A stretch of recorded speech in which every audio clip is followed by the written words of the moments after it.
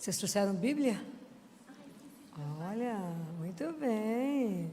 Estão aprendendo a riscar a Bíblia de vocês, a marcar tudo? Estão lendo em casa, vendo como é que tem uma conexão, como é que é bonito? E estão guardando a palavra no coração de vocês, que é a parte mais importante, que é o nosso alimento, né? Então, vocês deixam aberto em João 14, que é só um começo da conversa, João 14, versículo 23, né? A nossa caminhada espiritual, gente, ela é uma decisão, não é? É uma decisão. Uma coisa é eu ser cristã porque eu herdei, a gente acha que é uma herança, né? Eu sou católica porque a família inteira é católica. E até então nunca pensei direito sobre isso, porque é uma continuidade, né? Vai a família sendo católica, e é o que eu tenho repetido com vocês, a gente é treinado a ir à igreja, mas não é treinado a ouvir. A gente não escuta a palavra. A gente entra e sai, não sabe nem o que foi falado no Evangelho, nem qual é a primeira leitura, nem a segunda, nem o Salmo, nem sabe que uma coisa se conecta à outra. Que tudo, na verdade, é um preparo para o nosso coração, para nos educar. Que, na verdade, o objetivo é nos formar. Então, a gente não tem consciência que tem uma caminhada espiritual. Mas, da mesma forma que a gente cuida do corpo, cuida da saúde física, cuida da saúde emocional, cuida da saúde mental, temos que cuidar da saúde espiritual. Mas não tem mágica, tudo na vida tem investimento. Então é preciso, de vez em quando, parar e ser crítico conosco, na caminhada. Nós estamos nos preparando, Jesus já está fazendo quase 40 dias da ressurreição, que nós vamos celebrar a ascensão. Nesse domingo ainda está dentro do discurso dele da despedida. E a igreja caminha, e quando os discípulos quando eles recebem Pentecostes, o Espírito Santo, eles estavam com quem reunidos? Com Nossa Senhora. Eles estavam reunidos em oração com a mãe. E nós estamos no mês de maio. E sábado nós celebramos Fátima. E Fátima é um mistério muito maior do que a gente tem noção. Muito maior. Quando Nossa Senhora vem, ela aparece a 13 de maio na Cova da Iria, no céu aparece a Virgem Maria. Quando ela aparece, ela vem trazer para nós quem é Deus, né?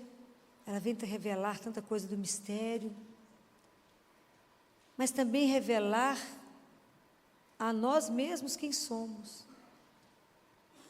E a gente, quando Nossa Senhora fala com a Lúcia, com os meninos, vocês deverão vir aqui todos os meses, nesse mesmo dia, no mesmo horário. E a Lúcia pergunta, quem é a senhora? Fala, vem primeiro, depois eu conto. Volta primeiro, depois eu conto. Eu fico imaginando quantos de nós íamos voltar. Porque a matemática de Deus não é a nossa. Imagina, Deus muitas vezes te dá uma ordem para você fazer alguma coisa, depois Ele te explica por quê, quando você já estiver pronto.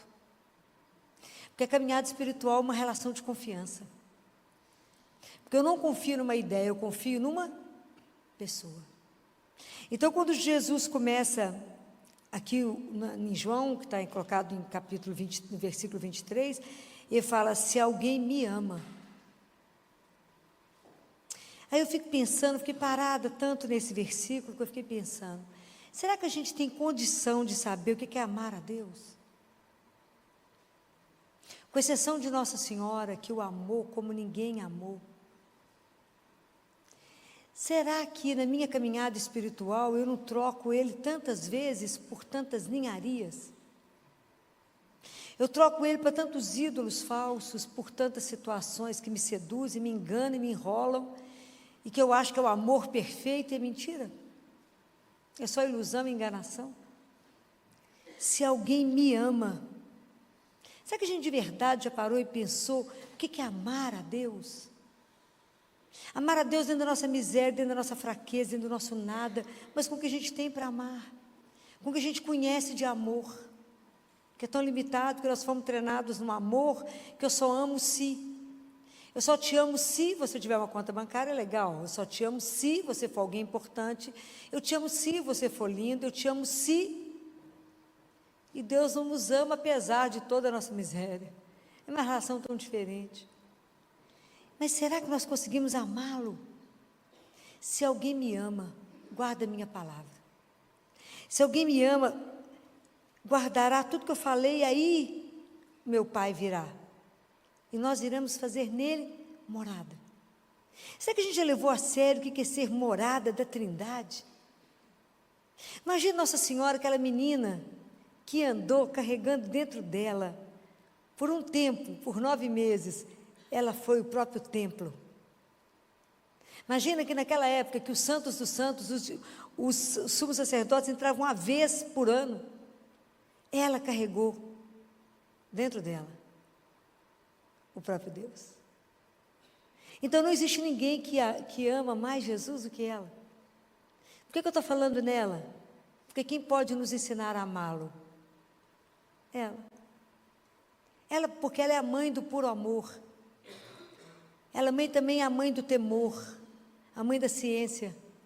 Qual é o grande temor que na nossa vida espiritual nós deveríamos ter? Vamos relembrar. Quando Nossa Senhora, com Jesus com 12 anos, vai ao templo, em Jerusalém, na época da Páscoa, e ela acha que Jesus está com José, e José acha que ele está com Maria. Quando andam 3 dias, descobre que ele não está com nenhum dos dois. E ela volta. 3 dias perdidos sem ele. Então, qual é o maior temor que a gente pode ter? Perder Jesus. Esse é de verdade. O maior temor da nossa vida quer ficar sem ele. Então, ela nos ajuda se o caminho está fora, se o trem está fora do trilho, nos colocar de volta no lugar. Porque ela é mãe. Não existe ninguém que conheceu ele como ela conheceu. Ela gerou ele. Vocês que são mães, vocês sabem. A mãe conhece o filho, mesmo que ele minta, que fala, não, está tudo bem, mãe. Mentira, a mãe sabe que não está. Porque o cérebro da mãe, isso é provado pela ciência, no momento que ela está grávida, o cérebro dela é lapidado na região da sensibilidade. Então o filho põe a chave na fechadura, a mãe fala, o que aconteceu? Ele fala, nem entrei, mas a mãe sabe. Que o jeito que ele pôs a chave na fechadura está errado. Ele mente na voz, fala, não mãe, está tudo bem. Ela fala, não está. O passo do filho é diferente. Vocês imaginem ela que conviveu com ele, olhando aquele menino. Primeiro ela gerou, depois ela viu ele crescer. Ele viu ele crescendo, até virar um homem, até assumir a missão, até morrer numa cruz. E ela recebeu ele no colo, devolveu ele para o pai. Pode imaginar a alegria dela de vê-lo ressuscitado. Claro que eu acho que ela foi a primeira pessoa que o viu, né? Ele não ia a outra pessoa não ser a mãe, não teria jeito. Então eu fico pensando, a gente já tem consciência que temos uma vida espiritual e que somos peregrinos. E nós somos peregrinos com Maria, não é? Ela é a mãe que pode nos ensinar. Mas com qual Maria que a gente caminha? Nós caminhamos com a Maria, que é a serva, a mestra, a nossa mestra espiritual, que foi a primeira discípula que andou naquele caminho estreito da cruz, até o Calvário. Ou nós caminhamos com Maria, que é aquela inatingível, aquela tão perfeita que fala, não tem jeito de imitar não, e deixa para lá. Ou caminhamos com aquela Maria que Isabel proclama, tu és bem-aventurada por quê? Bem-aventurada és tu, Maria, por quê? Acreditastes. Será que eu convivo com ela? Ou será que eu reduzi Nossa Senhora a uma santinha que me serve, que me dá favores a um preço bem baixo? A gente precisa ser crítico. Qual é a minha relação com a Mãe de Deus? Eu não posso reduzi-la a alguém que eu tenho um aperto, como eu não posso reduzir a Jesus a um aperto como se fosse um gênio da lâmpada, que eu na hora do aperto eu esfrego e falo, faz isso para mim, Jesus. Da mesma forma, eu aperto, rezo o texto, rezo o rosário, rezo 24 horas. Eu estou querendo fazer com que vocês amadureçam na fé, para que vocês possam entender que eu não posso reduzi-la só a isso. Isso é um risco, um perigo. Eu não posso achar que ela é inatingível porque ela é imaculada, porque ela é bem-aventurada, ela é agraciada. Mas eu posso entender que ela foi uma mulher como eu. Só que recebeu, nunca pecou e recebeu as graças de Deus. Ela era agraciada. Quem que podia imaginar que aquela menina buscando lenha e buscando água, que nunca se meteu com a vida de nenhum vizinho, era a bem-aventurada de Deus, era a agraciada de Deus. Então ela conhece tudo dele, ela viu ele, tudo, mas nada escapa aos olhos dela. Então hoje ela pode me ensinar o caminho. Hoje eu tenho que entender que ela é minha mestra e falar: mãe, me ensina. A senhora que foi a primeira discípula que andou atrás dele naquele caminho difícil, duro, a senhora aprendeu a conviver diante de um silêncio de Deus. Por tudo que a senhora passou, Deus foi silencioso. Deus se manifesta na anunciação e depois se cala. 30 anos de silêncio. Quando José é mandado para o Egito, a frase que está escrita na palavra de Deus é: pega a mulher e o menino e foge para o Egito. Herodes está querendo matar. O caminho tinha que ser rápido e ao mesmo tempo lento, porque eles tinham que fugir, eles tinham que ir por estrada alternativa, porque o resto estava tudo para Herodes pegá-los. Então eles encontraram um monte de coisa, muito mais obstáculos, mas tinha que ser rápido e lento tudo ao mesmo tempo, era uma loucura. E falou: fica lá até que a minha boca fale de novo. Quanto tempo demorou? 7 anos. E nós acabamos de rezar e falamos: Deus não me escuta, Deus me esqueceu, Deus me abandonou. Já demorou 7 anos? Não. Demorou 30 em Nazaré? Não. Então Nossa Senhora traz para nós, quando ela vem em Fátima, renovar a nossa confiança. Quando o anjo aparece pela primeira vez para preparar os meninos para a vinda dela, alguém se lembra o que o anjo falou para os meninos? Nada, né? É difícil lembrar dessas coisas, né? O anjo fala para os meninos: os corações de Jesus e Maria estão atentos às vossas preces. Quer dizer que Deus não é surdo, e que Ele vê, e que Ele escuta. Então o que nos falta? Confiar, que eu falo e Ele escuta, e que eu tenho uma poderosa intercessora diante dEle. Ela está do lado dele, são os corações juntos. O coração de Deus e o coração de Maria estão atentos às vossas preces. E aí, depois da segunda vez que o anjo aparece, o anjo fala com eles: Deus tem um projeto grandioso para a vida de vocês. Era só para a vida dos 3, Lúcia, Jacinta e Francisco? Não, é para a sua vida, é para a minha vida. O que nos falta? Acreditar. Bem-aventurada és tu, Maria, por quê? Acreditastes. E porque acreditou, tudo aconteceu. Se tu me amar, se você me amar e guardar os meus mandamentos. Fala, os mandamentos de Deus é muito difícil. Não. Deus nos orienta a viver bem com Ele e com o próximo. Amar a Ele sobre todas as coisas. Não coloque nada acima de mim nem à minha frente. Quem te deu a vida? Quem te soprou? Falou, bem-vindo à vida, que é eterna. Quem te convidou? Ele. Colocar quem à frente dele? Ninguém. Quem acima dele? Ninguém. Quem que te põe de pé quando você entra aqui destruído? Ele. Quem que renova a sua força? Ele. Quando você está deprimido, entristecido, que de repente seu coração enche de uma alegria, que você escuta uma palavra que te diz: não fostes vós que me escolhestes, foi eu que vos escolhi. Você até reanima o corpo e fala: uai. E quando essa palavra vem e te levanta. Então ele falou: por que eu estou te orientando? Os mandamentos são as minhas orientações, para que você não tenha problema com o seu irmão, e não tenha problema com o Senhor teu Deus. Então não mexe com um casado, nem você que é casado, arruma uma mulher casada, para que essa confusão de adultério? Ele falou: porque é uma delícia, é mesmo, pecado é doce no início, amarga depois. Não mata, não rouba, não gema, é uma delícia ter muito dinheiro. Para quê mesmo? Não rouba, não mente, não calunia. Não fica escutando o outro falar mal de alguém, porque você está sendo cúmplice do pecado do outro. Isso é grave, Está escrito na palavra de Deus. Ah, filho, a gente nem sabe quais são os mandamentos. Pois é, porque a gente não leva a sério. Eu não amo. Porque se eu namoro alguém, eu sei que ele gosta da comida X, da roupa Y, disso, eu vou fazer tudo que ele gosta. Mas com Deus a gente vai levando mais ou menos. Na hora que ele me chamou, eu dou um jeito no corpo, eu falo, não, bem que eu acreditava no Senhor. Como que a gente leva a nossa vida espiritual no mais ou menos? Quantos de nós estão trazendo a Bíblia de tanto que eu falo na cabeça de vocês? E é tão sério, está tudo escrito na palavra, mas a gente não leva a sério.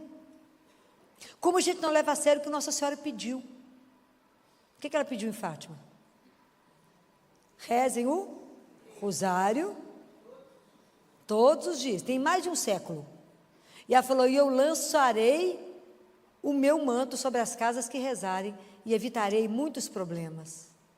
Hoje, quando eu fico vendo o mundo virado do avesso, eu penso, e se vocês estudarem toda a história da igreja, vocês verão, quando é que nós começamos a ter problemas, foi quando parou de rezar o rosário. Só estudar.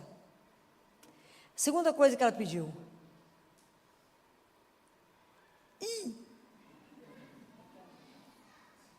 Ela fala assim com Lúcia, vocês estão dispostos a sofrer para a salvação de uma alma? Para a conversão dos pecadores?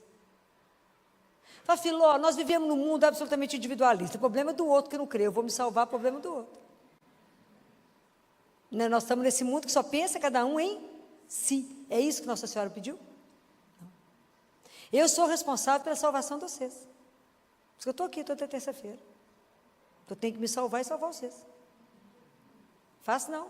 Por quê? Porque está escrito em Gênesis, pode marcar. Capítulo 4, versículo 9, está escrito... Onde está o teu irmão? Vocês lembram quando é que está escrita essa cena? Caim acaba de matar Abel. Deus Pai fala, Caim, cadê Abel? Eu falo, sei não, senhor. Acabou de matar ele. Aonde, Caim? Que está seu irmão? Não vi não, senhor. Como é que mente para Deus? Como se Deus não visse. Gênesis é lá no início. Capítulo 4, versículo 9. Onde está o teu irmão? Então, quando Nossa Senhora pede para a gente rezar o terço, ela nos ensina que o terço, primeiro, o corpo do terço, o corpo, é oração vocal. É Pai Nosso e Ave Maria. Mas a alma do terço são os mistérios da vida de Jesus. Porque tudo estava guardado no coração de Nossa Senhora, porque ela pede a devoção ao imaculado coração dela. E ela pede a reparação e a devoção ao coração. E o anjo fala, é preciso consolar o teu Deus. Então é tão bonitinho, porque quando Nossa Senhora pergunta se estão dispostos a sofrer, naquele dia a família da Lúcia, a família dela que era pobre, ficou pior, porque sofreu muita coisa. A mãe dela não acreditou, não era para contar para ninguém, Jacinta conta para a mãe dela, a mãe da Lúcia fica brava, aquela confusão. E a Lúcia sofre muito, e aí ela volta, aparece para Nossa Senhora, aparece, ela fala, me leve embora. Nossa Senhora fala com ela, o meu coração será um refúgio para você, Lúcia. O que é refúgio? É um abrigo. É aqui que você vai se esconder, porque Jacinto e Francisco eu vou levar, rapidinho. Ela falou, mas eu vou ficar sozinha? Não, eu serei o seu refúgio. Então Maria é um refúgio para nós. Nos momentos difíceis, na hora que não está fácil, é ela que nos esconde, é ela que nos ensina. Rezem o terço, porque por enquanto, vocês vão entender que o terço é uma oração contemplativa. As pessoas falam, eu tenho preguiça de rezar o terço, porque repete. Por quê? Porque é contemplativo. Até que a oração vai passar da cabeça para o coração. E se no início eu medito os mistérios da vida de Jesus, que estava no coração de Nossa Senhora, em Lucas, por 2 vezes ele fala, quando o menino nasce e quando ele perde, Nossa Senhora guardava tudo no coração dela. É quando Lucas descreve. Então, de Nazaré, de Belém a Jerusalém, onde tudo começa e tudo termina, está tudo no coração dela. Tudo no coração de Maria. Então, depois, à medida que a gente vai rezando, que a gente vai ganhando graças e graças, que a gente passa a meditar os mistérios da nossa vida, nos mistérios da vida de Cristo, sob o olhar dela e dele. Mas tem um chão, né? Porque a gente tem que ser perseverante. Então, a gente aprende que a gente reza. E eu rezo pela alma do outro. Eu rezo pela conversão dos pecadores. Quando a gente reza o texto, a gente reza pela conversão dos pecadores. Que a gente intercede pela vida de alguém. E aí a Jacinta era a grande intercessora. E ela fazia jejum e falava com Jesus, falava com Nossa Senhora, para que alguém não vá para o inferno. E hoje nós nos preocupamos com as almas que vão para o inferno. A gente nem acredita que tem inferno. Fala, Filó, que palhaço, não existe. Existe. Nossa Senhora revelou para os meninos, eles viram o inferno. Nós não acreditamos nisso, então nós nem temos temor de perder a Deus, nós estamos levando a nossa vida espiritual sem nenhum zelo por ela. Então, quando ela pede, a gente precisa lembrar disso. A Jacinta pegava uma plantinha que tinha espinho e apertava na mãozinha dela e oferecia isso a Deus.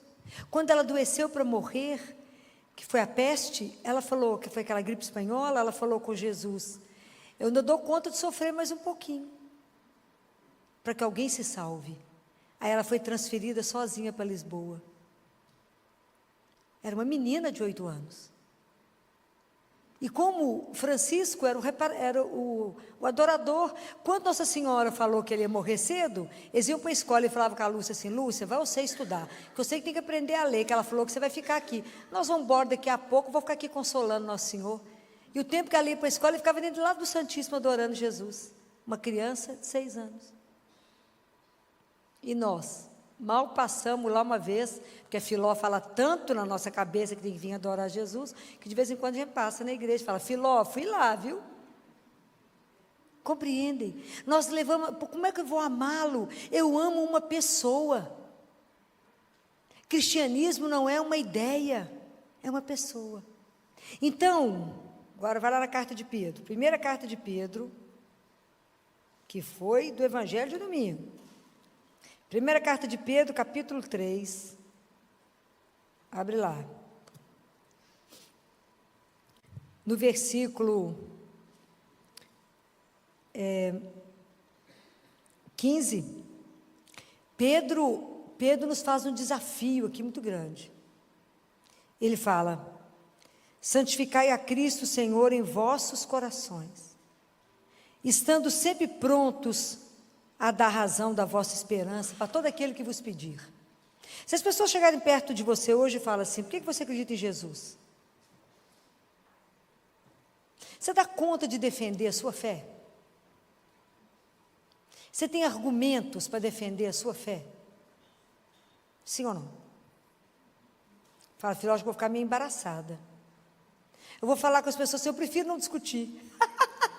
É porque a gente não sabe nada. É para morrer de vergonha. Então eu vou sugerir para vocês 2 livros, anota aí. Filó, são livros difíceis? São. Nós temos que largar de moleza. Nós temos que começar a estudar.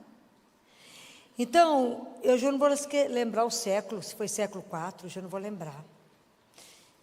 É apologética. O que é apologética, Filó? Alguém sabe o que é apologética? Vou fazer vocês falar difícil, né, gente? Bacana. Apologética é defender a verdade da fé, com argumentos. Então, tem 2 livros famosos, que é de São Justino Mártir. Um chama-se Apologética, e o outro é a conversa dele, a discussão dele com Tufão, que era um judeu, que criticava o cristianismo. Então, são discussões brilhantes. Nós temos que conhecer aonde está tudo fundamentado. Vocês acham isso na internet, você baixa no Google. Vocês podem baixar esses livros. Tem que ter paciência para estudar, tempo. Filó, não tem tempo, esse negócio é muito difícil. Vocês imaginam se eu tenho. Tem que ler. É claro, quem quiser. Né, gente? Eu fico forçando vocês. Se Pedro me desafiou vocês, eu tenho que cutucar vocês, senão não sai do lugar. Ou sai? Não sai. Não sai. Então é preciso que a gente estude, porque Pedro fala, vocês têm que defender, mas com mansidão e respeito. Mas eu tenho que ter argumento, eu tenho que saber porque que eu creio nele, onde que ele cumpriu todas as promessas do Antigo Testamento, por que ele é o Filho de Deus? Se você me amar, ai meu Deus, esse primeiro versículo arrebenta com a gente, se você me amar. Então você vai saber tudo a meu respeito? Você vai me defender? você vai revelar na sua vida por que eu sou importante para você, e vai falar, não, isso eu não vou fazer, porque isso vai deixar Jesus triste. Não posso fazer isso. Eu não posso ofender aquele que me amou como ninguém me amou, aquele que me deu o direito, que muito mais do que me salvar, me fez filho de Deus. Gente, a gente não tem noção do que significa isso. Nós nos tornamos filhos do Altíssimo. Isso é uma coisa surreal. Quando é que aquele povo podia imaginar que alguém mortal como nós se tornaria filho de Deus? E se filho herdeiro de uma herança eterna, convidado a uma vida que não vai acabar. Gente, isso é uma coisa louca. Uma coisa louca. Conviver no céu com os santos é uma coisa doida. Também que tudo é eterno, que nós temos muita coisa para fazer. Não pense que a morte vai ter a última palavra, que nada. Ela é a porta para me fazer voltar para casa. Compreendem? Nós não podemos ficar dormindo. Acorda. Quanto tempo a gente gasta no celular? É muito. Mas para ler é uma luta.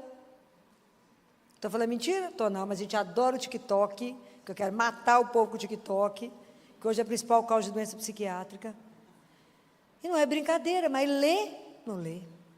Nós estamos perdendo o hábito da leitura, estamos escrevendo mal, falando mal, por quê? Porque a gente não lê. Vai ler. São Justino Mártir, 2 livros, maravilhosos. É difícil mesmo. Mas a gente lê, discute com os padres, chama o Espírito Santo para ajudar, sim, nós vamos levando. Mas temos que aprender. Tem que aprender a defender. Então, quando Nossa Senhora vem em Fátima e nos convida a rezar o rosário, para que a gente aprenda a entender que somos amados por Deus, que Ele cuida de nós. Que a gente reza intercessão uns pelos outros. A gente nunca imaginou que rezar o terço é tanta coisa, né? Que o terço é a oração universal. Quando Bento XVI renunciou, não sei se vocês sabem disso, o povo foi para a Praça do Papa. E fizeram o que lá? O que o povo fez, gente? Rezou o quê? O terço. É de novo a mãe com os filhos diante de uma situação crítica da igreja. Um momento difícil. Então o terço tem essa função eclesial. Eles rezaram em várias línguas. Igual quando a gente está em Fátima. A gente reza Ave Maria, quando vocês estão lá em Fátima, você reza, cada um reza um mistério do terço, cada país reza um mistério. A pessoa, quem está lá sabe que acabou a Ave Maria, cada um responde Santa Maria na sua língua. É o povo reunido diante da mãe, intercedendo e pedindo ao Pai. É maravilhoso a intercessão dela, de uma mãe. Mãe me ensina a amar. Mãe me ensina a caminhar. Com quem? Com seu filho. Me ajuda a viver as demoras dele. Me ajuda a ter a paciência que a senhora teve. Me ajuda a confiar como somente a senhora confiou. Me ajuda a não desistir na hora que a vida está dura. E que eu acho que Deus está demorando demais. Você só esperou 30 anos. Me ajuda. Me ajuda a não duvidar que Ele é Deus e que nós caminhamos junto com a senhora e com Ele para voltar para o céu. Que a gente veio do amor e volta para o amor. Me ajuda a não desistir quando a vida vai dizendo não. Me ajuda a não ter medo como a senhora não teve de tanta situação difícil. Me ajuda só a dar a mão a Ele e fala, vamos. A senhora que deu a mão para Ele tantas vezes para Ele aprender a andar, para Ele não tropeçar. Me ajuda. É assim. A gente tem que pedir a Deus, a ela, que nos ajude. E está escrito, né, que a gente fala assim, não, mas no final o coração de nós, está escrito, o Imaculado Coração vai. Como é que vocês acham que isso vai acontecer? Como é que vocês acham? Vocês acham que Nossa Senhora vai aparecer de repente e fazer assim, uau? Vocês acham? Imagina ela discreta do jeito que era, silenciosa do jeito que era. Vai fazer alguma apoteose? Não. Se Jesus, que com a ressurreição dele podia ter feito de tudo, e já hoje a gente nem estaria aqui conversando, porque ele já teria se manifestado e todo mundo estaria convertido. Nossa Senhora, Ele hoje, aquilo que a gente falou semana passada, para que a gente descubra que Ele está vivo, Ele precisa de você para poder estar convertido e anunciar ao outro a alegria de ter um Deus vivo. O triunfo do Imaculado Coração de Maria só vai acontecer quando a gente cumprindo a oração do terço, a conversão ao Imaculado Coração dela, a reparação dos sábados, o nosso coração se abrir para que o Espírito Santo possa formar Jesus em cada um de nós. Se alguém me ama, vai ser um outro Cristo. Compreendem? Então o caminho, por isso que o caminho nosso é pessoal, porque a resposta quem pode dar esse caminho é só eu. E a gente acha que existe sempre uma desproporção ao que Deus nos pede para o que Deus faz. Nossa Senhora falou assim: para que exista a paz no mundo, é preciso que você reze o terço. A gente acredita nisso? Não, tanto que a gente não reza. Porque a gente não acredita que a minha oração do terço vai trazer a paz ao mundo. É porque Deus pede muito, o que Deus pede é pouco para a grandeza do que Ele vai fazer. Então, quando Nossa Senhora, quando Naamã, lembra da história de Naamã, o sírio? Lembra? Que ele vai até Eliseu, que ele tinha lepra. Ele atravessa, chega até Eliseu. Eliseu não aparece para ele, fica dentro da tenda e fala: vai lavar 7 vezes lá no Rio Jordão. Ele fala: não vou. O pessoal fala: gente, o servo dele falou: mas se ele tivesse pedido uma coisa difícil, eu não ia fazer? E ele pediu uma coisa tão fácil, já veio até aqui, vai lá e mergulha 7 vezes. Ele mergulhou 7 vezes, saiu com a pele curada. Então, assim, a gente não acredita, porque Deus está pedindo: reze o terço, e a sua oração fará diferença para a paz no mundo. Então Deus pede muito pouco para a grandiosidade do que Ele vai fazer. Então o que nos falta? Por que a gente não reza o terço? Porque a gente não confia e porque a gente é desobediente. E a gente fica adiando: não, depois eu me converto, não, na hora que eu adoecer, não, na hora que eu estiver próximo de morrer, não. E que dia vai ser? É hoje. Que dia que eu tenho para amar e servir a Deus? Hoje. Então eu quero terminar falando uma coisa para vocês. Da mesma forma como o anjo disse, Deus tem um projeto na vida de cada um, como tem para os meninos e tem para cada um de nós. O nosso grande desafio na vida é aprender a amar a Deus acima de todas as coisas. É o primeiro mandamento. Ame a Deus acima de todas as coisas, se alguém me amar. Ame a Deus. Escuta, Israel. Ouve, ama a Deus acima de todas as coisas da sua vida. Mais do que a você mesmo. Primeiro ame a Deus. E se vocês começarem a prestar atenção nisso, comece a exercitar. E cada vez que vocês levantarem, se nós somos o sonho de amor dEle, se nós só existimos porque Ele nos amou tanto, e nos ama, por isso nós nos mantém vivos, porque Ele nos sustenta no amor, pergunta para Ele de manhã: Senhor, como é que o Senhor me sonha hoje? E deixa Deus ser Deus na sua vida. E não põe limite nele, deixa Deus fazer na sua vida o que Ele sonha para hoje. Porque para amar e servir a Deus nós só temos agora. Nós não sabemos se eu chego ali. Não sabemos. Então que a gente aprenda a ter essa docilidade. Que a gente aprenda a ser desafiado, né? Hoje nós estamos sendo muito desafiados para amar. Então para amar eu preciso conhecer as verdades. Estou chamando vocês para estudar apologética, para abrir a palavra, ler a palavra. Quanto mais vocês ficarem perto da palavra de Deus, quanto mais vocês ficarem na Eucaristia, na missa, mais vocês irão aprender. É igual a comida diante do fogo, ela é transformada porque ela é queimada ali, ela é aquecida. Nós precisamos do Espírito Santo, que é o outro, que é o nosso defensor, né? Que Deus fala: vou pedir a Deus que mande para vocês o Paráclito. A definição, a tradução de Paráclito é aquele que está ao lado para defender. E na palavra de Deus vocês vão entender que nenhuma palavra é dita à toa. E ele fala o outro Paráclito, porque o primeiro defensor nós já temos, é Jesus. Né? Então que Nossa Senhora possa interceder por nós nessa noite, né? Para nos ajudar a amar o Filho dela, nos dar um coração parecido com o dela, porque igual o dela nunca vai ter, mas parecido com o dela, para que a gente possa amar a Deus, amá-lo e servi-lo. Que essa seja sempre a nossa grande missão, nosso grande desejo do coração, fazer a vontade do Senhor cada dia da nossa vida, estar atento a tudo dele, amá-lo, para que ele possa vir fazer morada em nós, para que a gente também possa um dia ser o templo onde Deus habita.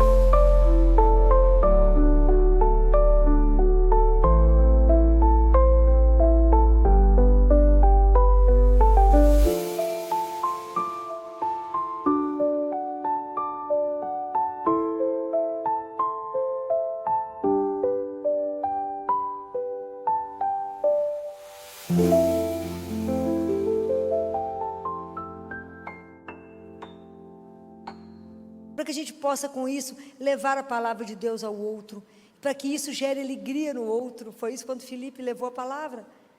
Mas que a gente saiba defender a nossa fé, anunciar o Deus que é vivo com as verdades que já estão publicadas. Nos basta estudar. Então que Nossa Senhora nos dê perseverança, nos dê força, nos dê coragem, nos conceda, olhe para cada um de nós, interceda nesse momento diante de Deus por nós, que ela como mãe sabe quais são as graças espirituais que cada um aqui hoje precisa, para que de verdade a gente possa amar Jesus como ela o amou. Louvado seja nosso Senhor Jesus Cristo.